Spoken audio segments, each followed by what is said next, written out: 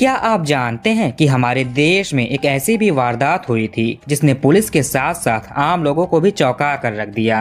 Retire होने के बाद भी पुलिस ऑफिसर इस केस में लगे रहे। आज की कहानी एक ऐसे केस के बारे में है जब एक गायब हुई लड़की इस तरह से और ऐसी जगह मिली जहां किसी ने उम्मीद भी नहीं की थी। नमस्कार दोस्तों, तो क्या हाल चाल है आपके। Today I am talking about Pooja Gaur case.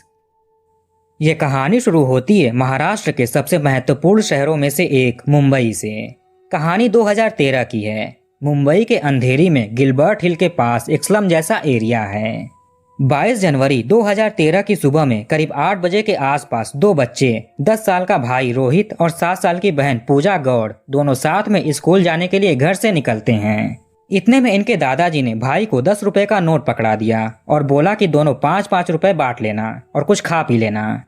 भाई बहन का स्कूल घर से करीब 1 किलोमीटर दूर था। ये पैदल आते जाते थे। 22 जनवरी को भी ये नॉर्मली रोज की तरह स्कूल जाने के लिए घर से निकलते हैं। रास्ते में स्कूल अभी 100-150 मीटर दूर था। इतने में बहन ने एक आइसक्रीम वाले को देख लिया। अब ये अपने भाई से अपने हिस्से के पैसे मांगने लगती है क्योंकि इसको आइसक्रीम खाने का मन कर रहा था। भाई ने बोला कि स्कूल के लिए अभी लेट हो रहा है, छुट्टी में दिला दूंगा।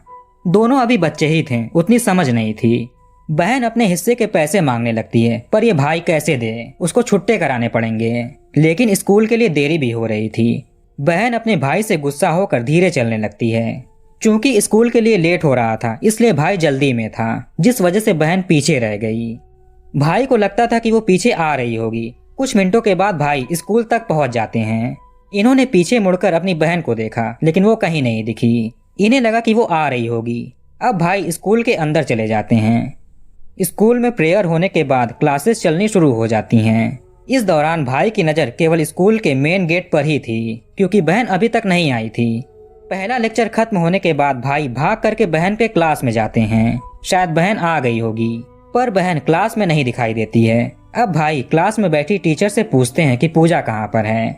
टीचर ने बोला कि पूजा आज स्कूल नहीं आई है। ये सुनते ही भाई टीचर को बहन के बारे में बताते हैं और काफी परेशान हालत में स्कूल से निकल जाते हैं। अभी सुबह के 9:30 बज रहे थे। रास्ते भर में ये अपनी बहन को पुकारते हैं और ढूंढते हुए घर आ जाते हैं। ये लोग किराए के घर में रहते थे। ग्राउंड फ्लोर पर दादा दादी थे, फर्स्ट फ्लोर पर चाचा जी का परिवार था और सेकंड फ्लोर पर रोहित और पूजा गौड़ अपने माता पिता के साथ रहते थे। 2-3 साल का इनका एक छोटा भाई भी था। इनकी ज्यादा आमदनी नहीं थी, थोड़ा गरीब परिवार था। भाई परेशान होकर के घर पर आते हैं। बाहर इनके पिताजी और चाचा जी टहल रहे थे। भाई इनको पूरा किस्सा बताते हैं कि पूजा आइसक्रीम के लिए जिद कर रही थी। चूंकि स्कूल के लिए लेट हो रहा था इसलिए मैंने उससे बोला कि छुट्टी में दिला दूंगा, पर वो गुस्सा होकर धीरे चलने लगी। मुझे लगा कि वो स्कूल आ जाएगी, पर वो अभी तक स्कूल नहीं आई है। मैंने उसे रास्ते भर में देख लिया, वो कहीं नहीं दिखी। धीरे धीरे ये बात पूरे घर वालों को पता चल गई। गली मोहल्ले के लोगों को भी पता चल गई। ये सभी लोग अब घर से स्कूल के बीच के रास्तों पर पूजा को ढूंढना शुरू कर देते हैं। ऐसा करते करते सुबह से दोपहर हो गया, दोपहर से शाम हो गया, पर बच्ची अभी तक नहीं मिली। इसके बाद माता पिता और बाकी लोग डीएन नगर पुलिस स्टेशन में आकर के पुलिस को अपनी बेटी के गायब होने की बात बताते हैं। यहाँ पुलिस थाने में एक ऑफिसर थे, एएसआई राजेंद्र ढोंडू भोसले। ये काफी तेज तर्रार ऑफिसर थे। इनकी खासियत थी कि ये गुमशुदा बच्चों को, किडनैप हुए बच्चों को ढूंढ कर निकाल देते थे। ये इस काम में काफी माहिर थे। 2008 में इनकी पोस्टिंग डीएन नगर पुलिस थाने में हुई थी। वैसे ये इनकी सर्विस की आखिरी पोस्टिंग थी। 2015 में ये अपने पुलिस की सर्विस से रिटायर होने वाले थे। चूंकि सबको इनके काबिलियत के बारे में पता था, इसलिए इनके सीनियर ऑफिसर ने डिसाइड किया कि थाने में जितने भी मिसिंग केसेस हैं सबकी फाइल एएसआई भोसले को दे दिया जाए। ये कुछ पुलिस वालों की एक टीम का गठन करते हैं जो इनके काम में मदद करेगी। ये और इनकी टीम बारी बारी से केसेस को सॉल्व करते जा रहे थे। गायब या किडनैप हुए बच्चों को उनके परिवार से मिलाते जा रहे थे।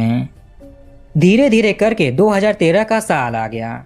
इसी में पूजा गौड़ के माता पिता डीएन नगर पुलिस थाने में आए थे। माता पिता अपनी बेटी की मिसिंग कंप्लेन लिखवाते हैं। ये एएसआई भोसले के लिए 166 मिसिंग केस था।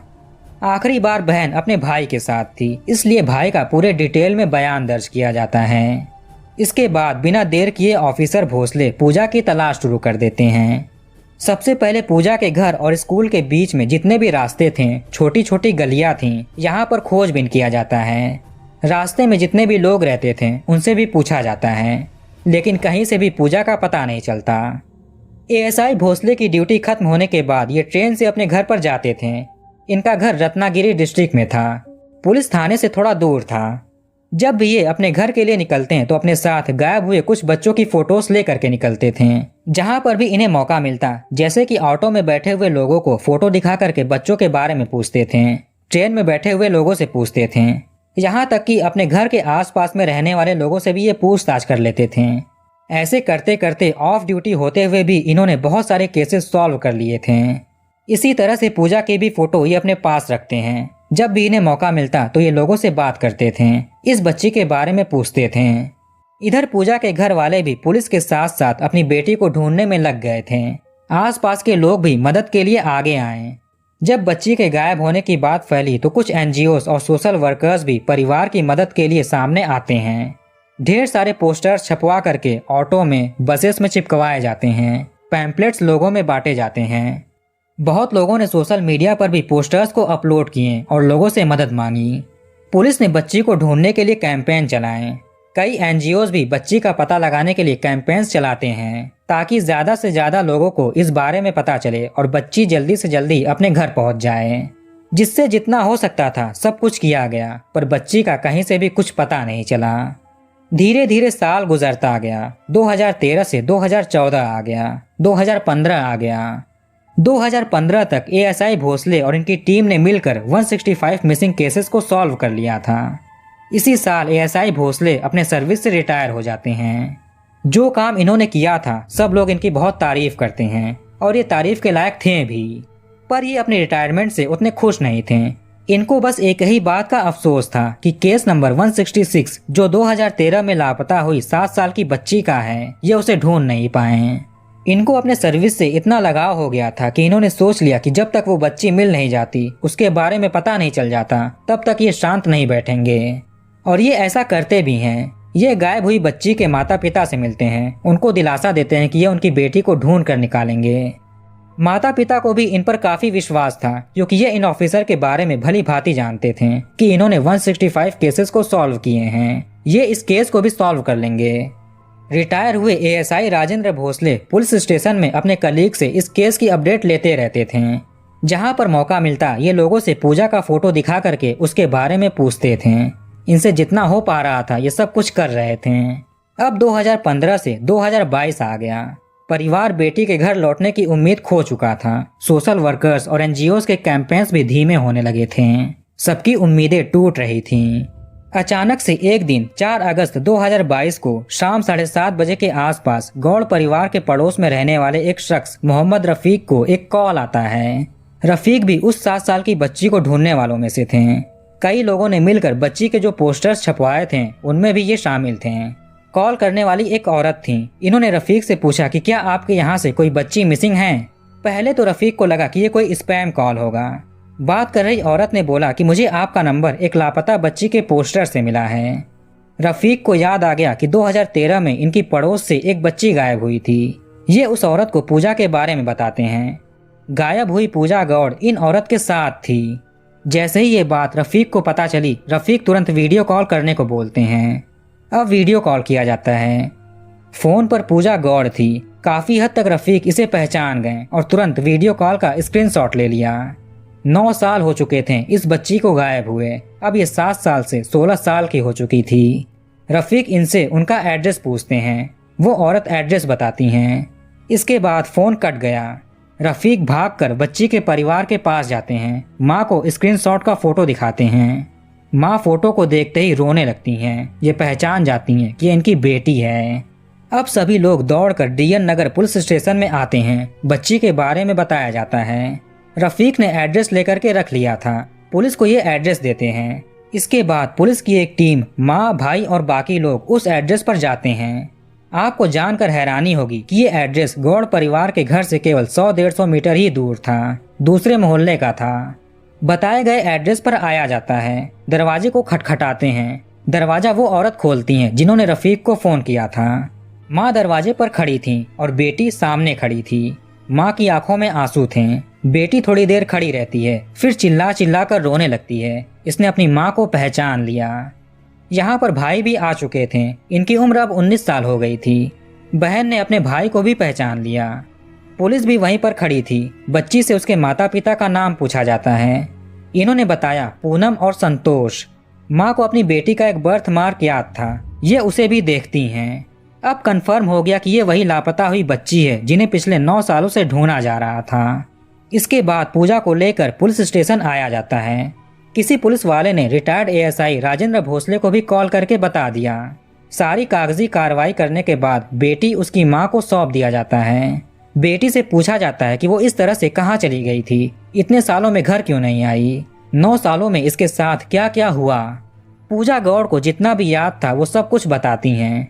इनके जरिए एक एड्रेस और 2 लोगों का नाम पता चलता है। नाम था हैरी जोसेफ डिसूजा और सोनी जोसेफ डिसूजा, और वो एड्रेस इन्हीं दोनों के घर का था। इनका घर भी गौड़ परिवार के घर से केवल 1 किलोमीटर ही दूर था। पुलिस हैरी और सोनी के घर पर आती है। ये दोनों पति पत्नी थे। इनकी 6 साल की एक बेटी भी थी। इन्हें पुलिस स्टेशन लेकर आया जाता है। अब इनसे पूजा गौड़ के लापता होने की पूरी कहानी डिटेल में पता चलती है। 22 जनवरी 2013 की सुबह में जब भाई और बहन स्कूल जा रहे थे और बहन आइसक्रीम के लिए पैसे मांग रही थी, वहीं पर हैरी डिसूजा और इसकी पत्नी सोनी डिसूजा खड़े थे और ये इन दोनों बच्चों को देख रहे थे। इनका घर भी अंधेरी में ही था। ये एक किराए के घर में रहते थे। स्कूल के लिए लेट होने की वजह से भाई के पास पैसे छुट्टा कराकर आइसक्रीम खरीदने का टाइम नहीं था, इसीलिए बच्ची गुस्से में धीरे धीरे चलने लगी। भाई को लगा कि ये पीछे पीछे आ जाएगी। भाई स्कूल चले गए। इस दौरान जब पति पत्नी ने देखा कि ये छोटी सी बच्ची अकेली है, तो इन्होंने बच्ची से कहा कि चलो हम तुम्हें आइसक्रीम दिला देते हैं। बच्ची अभी छोटी थी, इसे उतनी समझ नहीं थी। ये बहकावे में आ गई। अब हैरी ने बच्ची को गोद में उठा लिया और आइसक्रीम दिला दिया। इसके बाद पति पत्नी बच्ची को लेकर के वहां से निकलकर एक बस पकड़ते हैं और हाजी मलंग आ जाते हैं।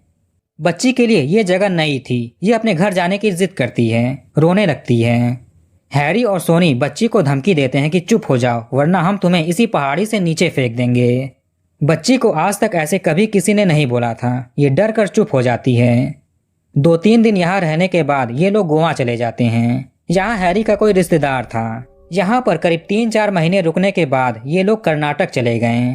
कर्नाटक में हैरी का पुश्तैनी घर था और सोनी का ससुराल था।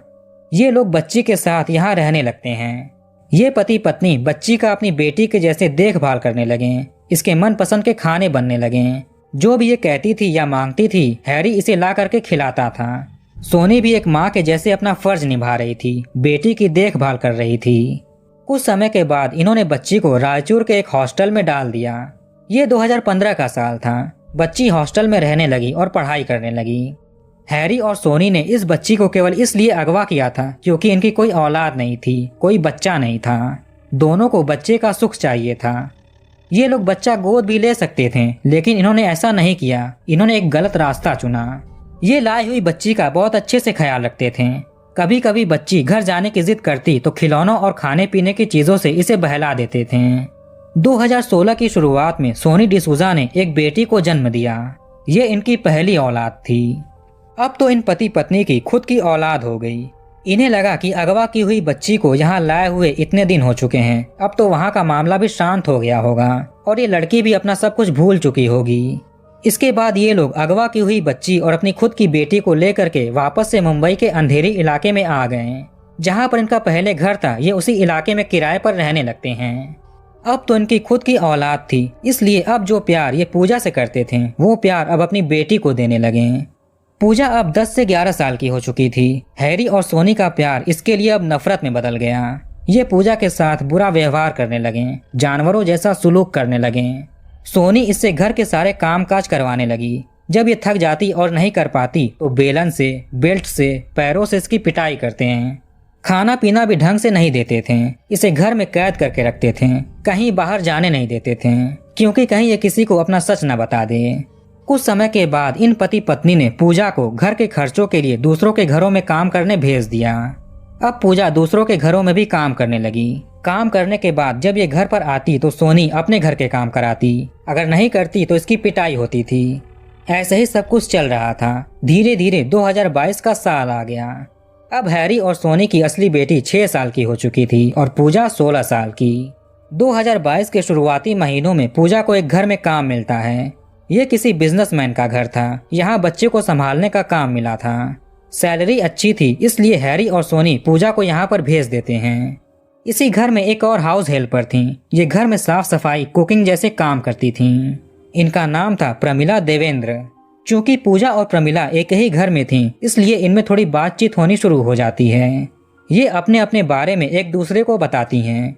धीरे धीरे पूजा इनसे अपने मन की बात करने शुरू कर देती है।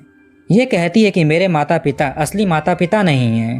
प्रमिला को लगता था कि ये अपने माता पिता से गुस्सा होगी, इसलिए ऐसे बोल रही है। प्रमिला इसकी बातों को मजाक में लेती थी। ऐसे करते करते 5 से 6 महीने हो गए। एक दिन पूजा ने हिम्मत बांधकर प्रमिला को सारी सच्चाई बता दी कि इसे बहला फुसलाकर वो लोग अपने साथ ले गए। वो मेरे असली माता पिता नहीं हैं। ये सब बातें सुनकर प्रमिला दंग रह जाती हैं। प्रमिला पूजा से उसके असली घर के बारे में पूछती हैं। पूजा को इतना पता था कि इनका घर मुंबई के अंधेरी में कहीं है। आगे इसे कुछ याद नहीं है।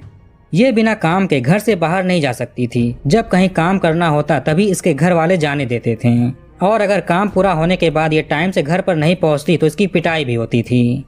इसी वजह से ये कभी उन गलियों में नहीं जा पाई जहां तक इसे याद था। प्रमिला इसकी बातों को सुन करके सोचती हैं, क्योंकि अगर इसे अगवा किया गया है तो इसके असली परिवार वालों ने सोशल मीडिया पर कुछ तो डाला होगा। ये सब प्रमिला के दिमाग में चल रहा था। ये पूजा की एक फोटो ले लेती हैं। अब तो सोशल मीडिया का ज़माना है। 2022 का साल था। आजकल फ़ोन तो लगभग सबके पास होता है। काम करने के बाद जब प्रमिला अपने घर पर आई तो इन्होंने अपने मोहल्ले की एक लड़की को पूजा के बारे में बताया और इसके बारे में सोशल मीडिया पर ढूंढने को भी कहा। इनके मोहल्ले की लड़की पूजा के बारे में ढूंढना शुरू कर देती है। ढूंढते ढूंढते कुछ दिनों के बाद गूगल और फेसबुक पर वो पोस्टर्स मिल जाते हैं जिसे सोशल वर्कर्स ने छपवा करके हर जगह चिपकवाए थे, सोशल मीडिया पर अपलोड किया था। प्रमिला इस फोटो को अपने फ़ोन में ले लेती हैं। फिर अगले दिन पूजा को उसी बिजनेसमैन के घर पर काम करते वक्त दिखाती हैं। पूजा पोस्टर को देखते ही खुद को पहचान गई। पोस्टर की वजह से इन्हें काफ़ी जानकारी मिल चुकी थी, साथ में 5 फ़ोन नंबर भी मिले। काम खत्म होने के बाद प्रमिला पूजा को अपने साथ लेकर के अपने घर पर आती हैं। इनका घर ज़्यादा दूर नहीं था। फिर प्रमिला बारी बारी उन नंबर्स पर कॉल करती हैं। इनमें से 3 नंबर बंद थे। चौथे नंबर पर कॉल किया जाता है। ये कॉल मोहम्मद रफ़ीक उठाते हैं और बात करते हैं। इसके बाद का तो आपको पता चल ही गया। पुलिस और परिवार के लोग पूजा को रेस्क्यू कर लेते हैं। फिर दूसरी बार जाकर के हैरी और सोनी को उठा लिया जाता है। पहले तो इन दोनों ने पूजा को अपनी बेटी के जैसे प्यार दिया था। फिर जब इनकी खुद की बेटी हो गई तो इन्होंने पूजा की लाइफ को नर्क से भी बदतर बना दिया। हैरी को तो अरेस्ट करके जेल में डाल दिया गया, लेकिन सोनी को अरेस्ट नहीं किया गया। दोनों के ऊपर समान चार्जेस लगाए गए। एक को अरेस्ट किया गया और दूसरे को छोड़ दिया गया। इसकी वजह थी इनकी 6 साल की बेटी। अगर दोनों को अरेस्ट कर लेते तो बच्ची कहाँ जाती। पुलिस ने हैरी और सोनी के रिश्तेदारों के बारे में पता किया, पर दूर दूर तक कोई ऐसा रिश्तेदार नहीं मिला जो कि इस बच्ची का ध्यान रखे। अदालत ने कहा कि जब तक बच्ची की देख रेख के लिए कोई मिल नहीं जाता तब तक इसकी मां को अरेस्ट नहीं कर सकते हैं, क्योंकि बच्ची के लिए यही एक सहारा है। इधर पूजा गौड़ जब घर पर आई तो इन्हें पता चलता है कि इनके पिता की अप्रैल में ही मृत्यु हो गई, क्योंकि इन्होंने बेटी के गम में खाना पीना कम कर दिया और नशीली चीजों का सेवन करने लगे। इसी वजह से इनको कैंसर हो गया और इनकी मृत्यु हो गई। भाई ने 10वीं के बाद पढ़ाई छोड़ दी और कहीं काम करने लगा। माँ भी घर का खर्च उठाने के लिए स्टेशन पर चना बेचती हैं। इनका छोटा भाई अब 12 साल का हो चुका है। तो कहानी को यहीं पर खत्म करते हैं और कमेंट करके बताइए कि वीडियो आपको कैसा लगा। इस वीडियो को लाइक और शेयर जरूर करिए और हमारे चैनल को सब्सक्राइब करके बेल आइकन ऑन कर लीजिए। मिलते हैं नेक्स्ट वीडियो में।